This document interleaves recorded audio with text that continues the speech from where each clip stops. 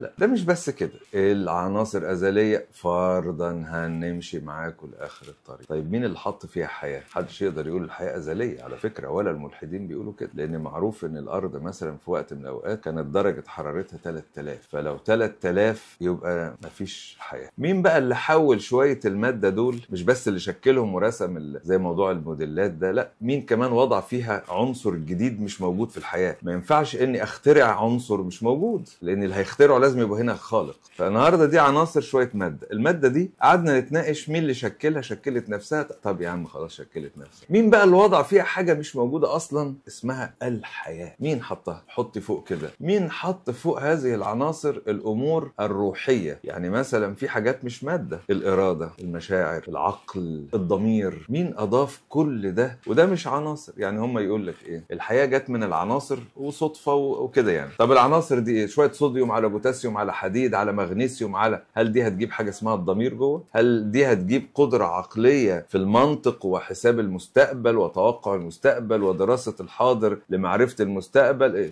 ازاي يعني؟ فده